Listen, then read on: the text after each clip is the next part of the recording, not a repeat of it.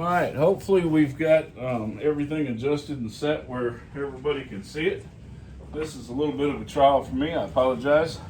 Anyway, how you guys doing today? It is me again, and they do call me Kraken.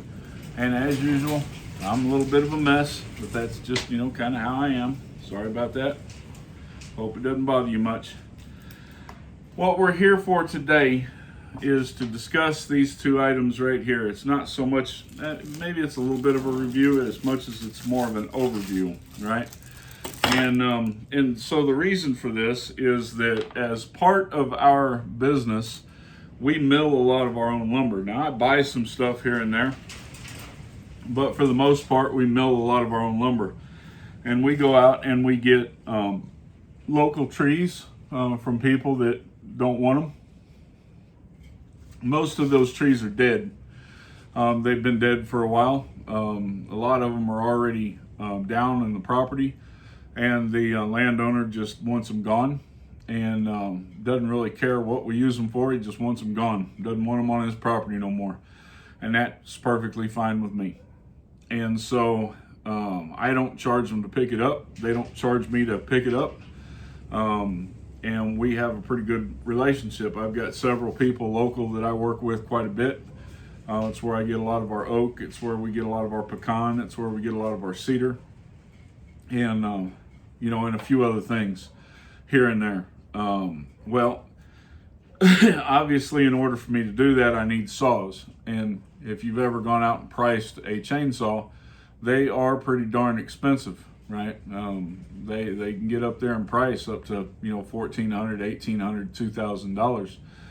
So I needed a saw that was able to mill slabs up to about 30 inches or so, because that's, most of the slabs that we work with are pretty good size. And so we bought a aftermarket saw. It's a Stihl clone made by a company called Farmac. And it was a really good quality saw, 92cc saw, but it's heavy, really heavy. I mean, really heavy. It's sitting over here against the wall. We've got it inside right now because the weather's pretty bad.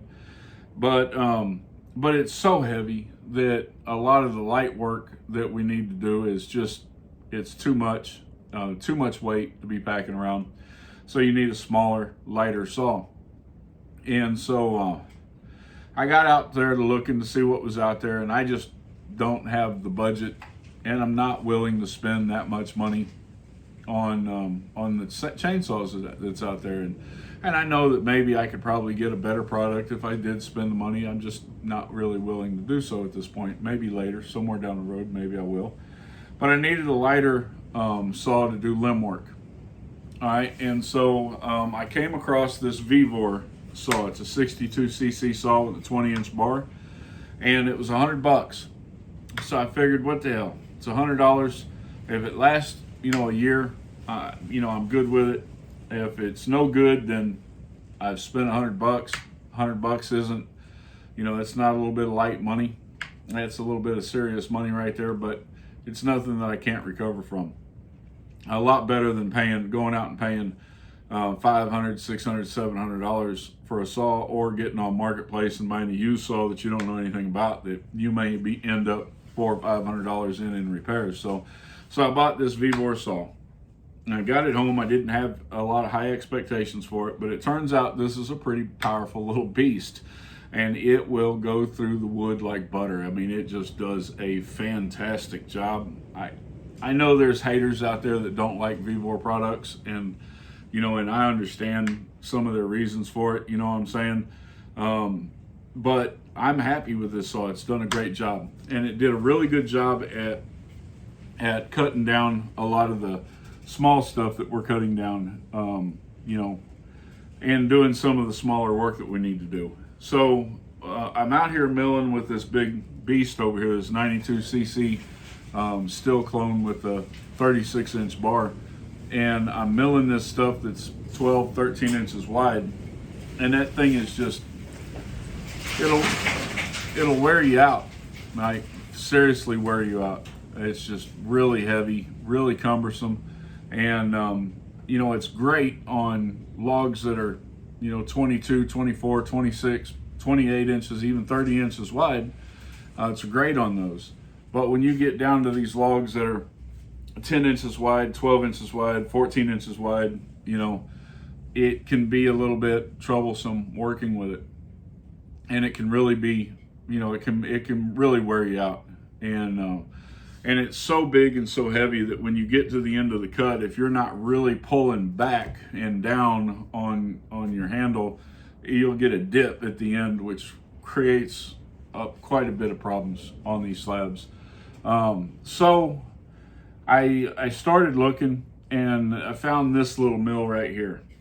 And it's also made by Vevor, and it's only about $50, $60. I don't remember the exact price, $50, $60. Got it off Amazon. It's made for saws up to a 20-inch bar, but I don't see any reason why you couldn't put a saw on here that had a 24-inch bar on it, honestly. I mean, there's enough hangover right here, that you could easily put a 24-inch bar. It connects on one side down here at the base. If you take the dogs off of your saw, you could probably get another inch. Right now with this on here, this is a 20-inch bar, I can get about 16 3/4 inch in cut. So you lose this little inch in this gap right here, and you lose this inch or so, inch and a half or so right here where this bar is down here at the bottom. And then you get what's left. So I got a 20-inch bar, and I'm just a shy bit under 17 inches on here. If I took the dogs off of here, I could get it down, but I'm not going to do that. I really needed it for smaller diameter logs that were about 12 inches to 14 inches in diameter, and this is going to be perfect for that. Now, I have not used it yet. I have not used this yet. I've used the saw a ton, and the saw just does an awesome job. It does a really good job. I haven't used this mill yet. I just got it put together tonight. This cold front came through. I've got 2 small logs. I got more than 2 small logs, but I've got a couple of small logs that I need to mill with it, and we'll give it a run for the money. But I'm using an Alaskan sawmill over here. It's also put out by Vevor, and it's essentially the same concept. So there was a couple of things that I was looking at in this mill when I was putting it together. It's really a simple process to put it together. You've got a crossbar that goes here. There's a bar that ties the crossbar to the side bars, the 2 side bars, the steel plate, the handle, and then this assembly here goes together. It's really simple. You look at the picture, the picture on the first page of the owner's manual here. It comes with a picture right here in the front. You don't even have to go any further than that. You just look at the picture, put it together. Simple process. You don't even need any tools to do it because they send you a scrunch, right? Which is somewhere around here. I don't know what the hell I did with it. I lost it. Anyway, it's around here somewhere. It's called a scrunch. So a scrunch is a tool used to adjust saws. Here it is. It's a tool used to adjust saws, and it's got your hex nut, drive, whatever you call it, thing on both sides. It fits on here. You tighten it down. Now, Vevor is often known for having not the greatest quality control, right? Which is why a lot of people hate on them a lot, because there's little things that are wrong with it. I got this all put together, and in this top rail piece right here, there was a lot of slop, right? Quite a bit of slop, and I couldn't figure out why. There's not any in there now, but there was a lot of slop right here, and we can't have that when we're milling, because you're trying to get straight slabs, and if you have a lot of slop right here, then you're going to have uneven slabs, which is going to create even more problems. So I took it back apart again, and as it turns out, quality control issues is what came up. These 2 holes right here, this hole and this hole on the other side, were not machined properly, and so there was tabs on the bottom of it that was keeping it from sitting flush on this right here and keeping it from being able to be tightened down. So there was about a 1/16 of an inch gap on both sides right here. And what I ended up having to do is grab my drill with a drill bit and just drill it out. It didn't take very long, but I just drilled it out. Once I got it drilled out, everything flushed up really nice. It took all the slop out of it, and we're good to go, right? So Thursday, New Year's Day, we're going to use this saw to slab out a few small slabs or small pieces of wood. So when we were down in Houston, my dad had cut down a sweet gum tree, and we're actually going to be going down to Houston in March of next year to slab that whole tree out. We're going to slab the whole thing out. 4 big logs. We'll get quite a bit out of it. But while we were down there, I talked him into going ahead and milling down on his bandsaw one of those logs, just so we could get a look at what it looked like, and they were gorgeous. And these logs were 12 inches, 13 inches long. They weren't very big.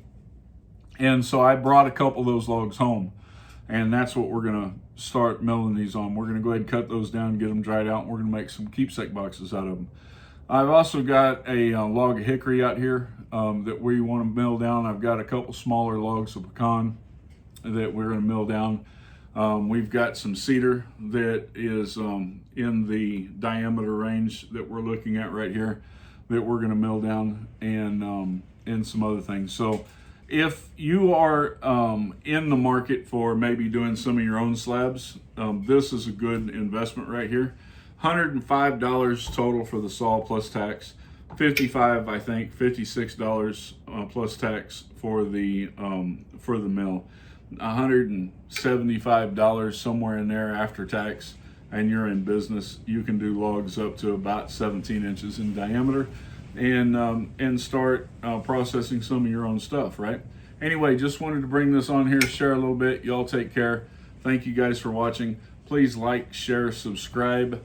Let me know what you think. And before we let you go today, we're just going to take you over and show you a couple of slabs we milled today, right?